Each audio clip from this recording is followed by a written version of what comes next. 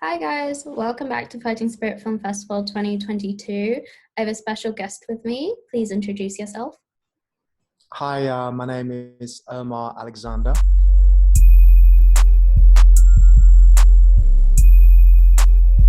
Can you describe yourself in 3 fictional characters? Um, that's a hard one.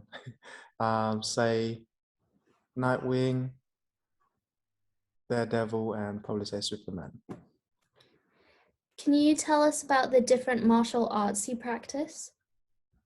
Yes, I've been training martial arts since I was 14. So I started with karate, Tang Soo Do, and then I went to study traditional kung fu later on. I think it was praying mantis, and then did Wing Chun for a couple of years, and then did Muay Thai, kickboxing, and then Muay Thai. I think before kickboxing, and then later on, I'd started to find that there was a Filipino martial art, and that's how I kind of sort of like grew from Eskrima FMA style. Can you tell us about your journey with Eskrima? What was your training like? My training was one of those old school kind of training. So I trained with a very old master, and it was old way of teaching. So I learned like the hard way. Um, so it was proper hardcore, and my instructor was a Filipino as well.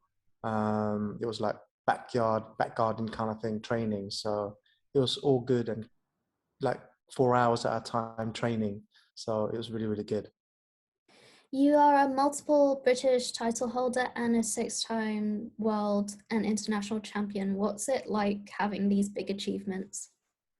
Um, it's really good because I know I worked hard getting these titles because I've really concentrated on competitions. I'm very, very competitive in sports in that way, and it kind of sort of like tests my kind of a world level performance. So I wouldn't like something in martial art not knowing what kind of um, level I was in or who I was fighting, and it's nice to test yourself with the best in the world, you know. So training in this particular art and fighting in Europe and around UK and around the world kind of gave me that incentive on why I was learning the art. You run Hybrid FMA. Can you tell us the origin story of how Hybrid FMA came to be? Yeah, when I first started, it was called Dosa Paris. So it was a standalone martial art. And then later, when I went back home to the Philippines, I found out there was a Filipino kickboxing called Yao Yan Adigma, and there's different names in different region.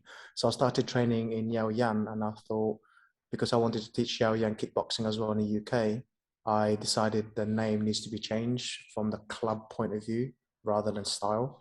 So I came up with the hybrid FMA because Eskrima is totally different to the Yao Yan kickboxing. So I wanted to teach purely Filipino martial art, but keeping the art one separated to the other. So hybrid FMA came in as a club name. You helped put Eskrima, a Filipino martial art, on the map from nationally in the UK to globally with film. How does that make you feel? I'm not sure I'm quite there yet. So it's nice for you saying that. I would say sports-wise, I've probably um, known for the Eskrima art. Films, I'm pretty new at the moment. I'd love to do more, and I see a lot of Filipino martial art being put into big movies. So yeah, so as for myself, putting in films, I think I've just touched the tip of the iceberg. Um, I'm hoping to get to do something more bigger. Can you tell us how you got your start working in film as a stunt performer and actor? Yeah, I teach the Eskrima martial art in London, I started getting like stunt performers coming in and actors, and they started introducing me to the movie industry, the entertainment industry. I never really knew about this kind of side as a job as a martial artist. I never thought of seeing myself doing stunt performing or acting. So I was introduced to, I think my first job in stunts was Doctor Strange. It may be back in 2015. So I went in as an SA, and that's where I met a lot of the guys who are stunt performers now. So that kind of sort of like ignited it. And then I started teaching a friend of mine in the gym who was an actor and told me, why don't you try acting yourself? So just said, you know what, let's have a go. And then I found some like nice news clipping on the newspaper, applied for it. And by off chance, the guy that got the role dropped out last minute. And then I got rang by the producer to ask me if I was available for this particular day. And I said, yeah. And that's how I kind of started the acting side. And the actual TV series that I was in was winning like festival. And yeah, that's how it began really. What's the best part of working in film? I think seeing the sets, like I've been doing essay work as part of it is needed for doing the stunt training.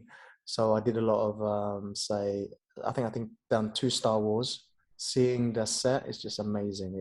It just sees how the actual movie industry work and how everything is done.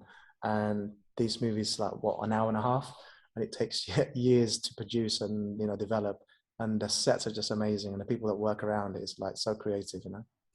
What is your process for designing fight sequences and martial arts choreography for a project? What are the most important things to keep in mind when designing sequences and creating choreography? I think the most important is understanding the character and also understanding what the director wants.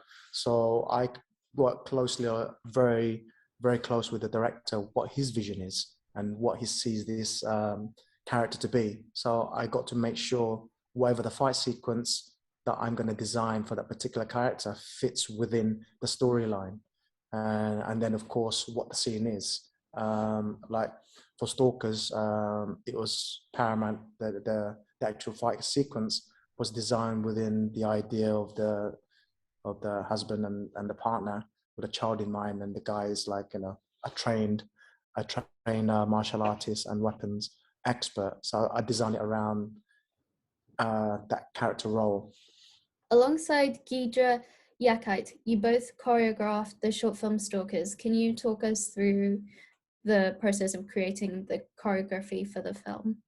Yeah, for the Stalkers, Bradley came sort of like contacted me, goes, "Oh, we'd be interested doing choreography on Stalkers and also maybe do the acting side as well." And I said, "Yeah, of course, love to help because I like to support new guys that are trying to make short films or creating something new and interesting, not just action but also in drama." So I looked at that storyline. It wasn't just focused heavily on action. It was also had a drama side to it, which really kind of sort of like gave me, oh, that's really good actually. It's not just heavy fighting. So there's an actual story behind the fighting. So I said yes. So I decided to take on the job.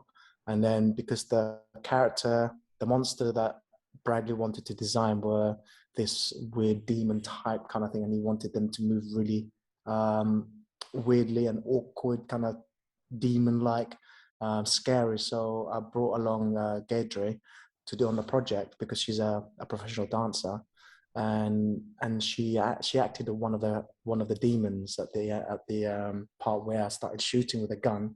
That was her when I shot her on the head. So her movement was very, very important, and I get to understand what kind of demon we are fighting and kind of evolve the fighting around that specific scene, because these monsters were like literally quite strong and very good at movement. So I had to be very quick, and weapons was essential to sort of like kind of kill them in a way.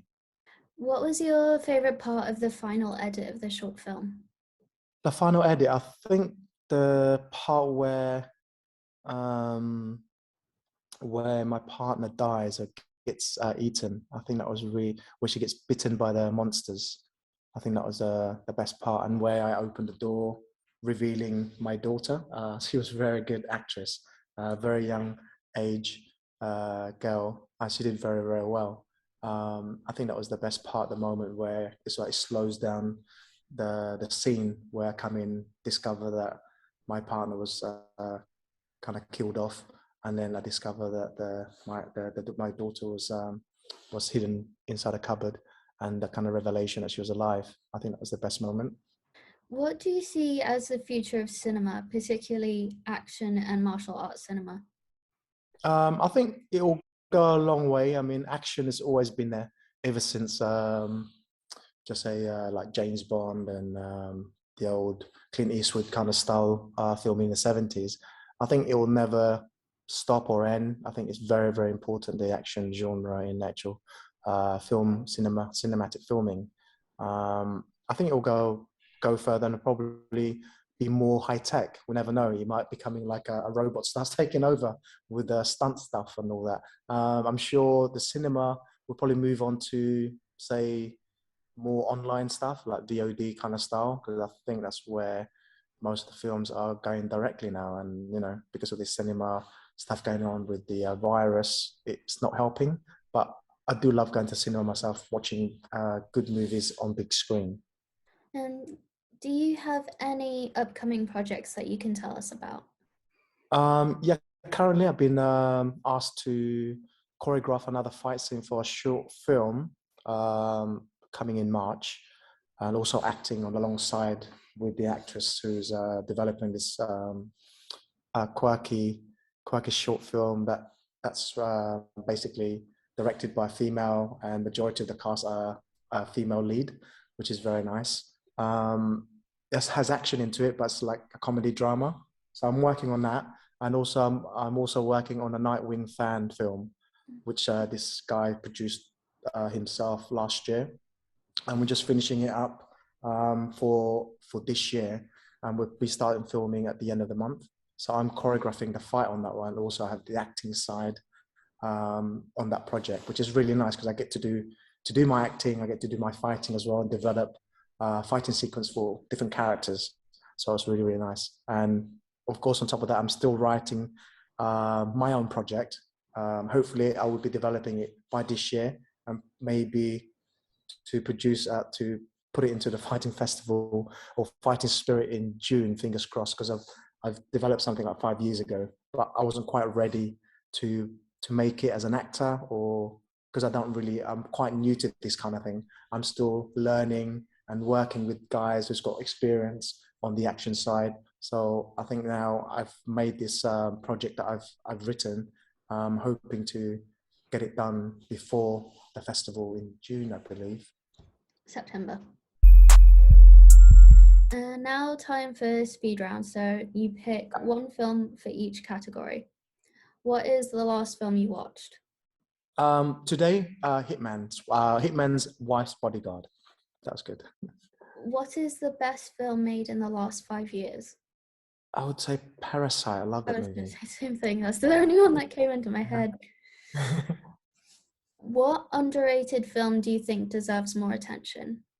I tried to think, because I'm not really into like underrated film and because I love movies. I mean, probably Enemy was underrated. Kind of research what film was.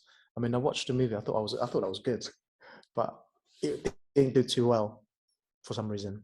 What film are you looking forward to watching this year? Oh, definitely Batman. I'm looking forward to that with Patterson, the actor, because I think that's going to be something different. And lastly, which cinematic universe would you like to live in? For example, the Grand Budapest Hotel, X-Men, MCU. Oh, this is a hard one. I would say MCU. I just love all the Spider-Man stuff and all that. Thank you very much. That is Okay. a finished interview.